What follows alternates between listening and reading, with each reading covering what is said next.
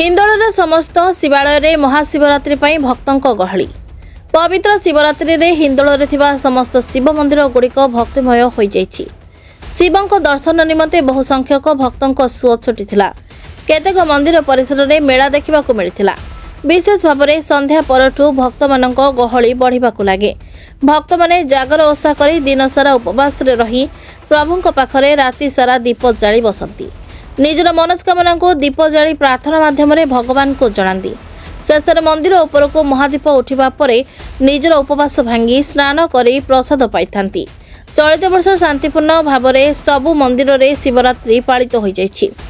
समस्त सुरक्षा निमंते स्वतंत्र व्यवस्था करा जायतिला। महादेव की जय। आमर प्रतिवर्ष जागर पर ए वर्ष मध्य भक्त माने धूमधाम रे ए जागर पर्व को पालन करुछंती। से माने अंतिम समय महादीप उठिला परे निज निजर मानस को पूर्ण करी प्रसाद सेवन करी घर को फेरिया पई अपेक्षारत अछंती। एबे मध्य मंदिर प्रांगण रे प्रत्येक भक्त माने निज निज दीप को प्रज्वलन करी नाम संकीर्तन सहित यही पर्व को पालन करिया पई अति आनंदर सहित ए मंदिर प्रांगण उपस्थित करि अछंती। मु एति कहि निजको धन्यवाद मन करू। आपण कोन कहंतु आपण पूजक हिसाब रे आपण प्रति वर्ष एडे पूजा होची तेणु आपण मतामत किछि दियंतु। हर हर महादेव, जय शिव शंभु, धवलेश्वर बाबांकर जय। आम कड़ला ग्राम रे प्रत्येक वर्ष फाल्गुन मास चतुर्दशी तिथि रे महाशिवरात्रि महा अनुष्ठान महा आडंबर रे पालन करा जाउछि। एठी समस्त बहुत भक्त आसुचंती। भक्त मानकर अभिष्ट भी पूर्ण होउछि। भक्त मान बहुत आनंद उल्लास रे महाशिवरात्रि व्रत पालन करुछंती। आमर तृतीय प्रहर रे महादीप उठिबार व्यवस्था अछि। महादीप उठिबा परे भक्त माने निज निजर मनस्कामना पाई महादेव को दर्शन करी घर को फेरिवे एवं निज अभिष्ट पूर्ण करिवे। धन्यवाद।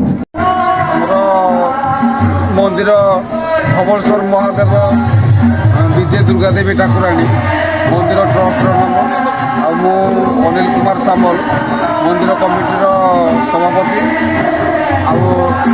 वर्ष सब वर्ष जो भाया आमर पालित हो महाशिवरात्रि ए वर्ष भी सेमती धूमधाम पालन करा समस्ते उत्साह सहित सहयोग भी कर नाम संकीर्तन संध्यारू आमर वर्तमान चली महादीप आनुमानिक 3टा समय महादीप उठे।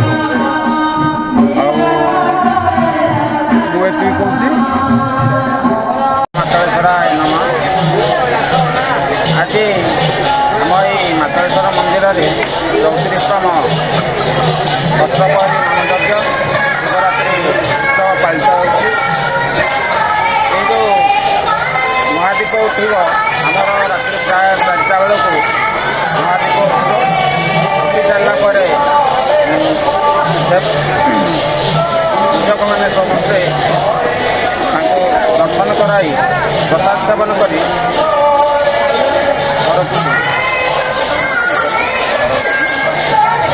हिंदोलरू सनातन नाथों रिपोर्ट प्रतीक्षा न्यूज।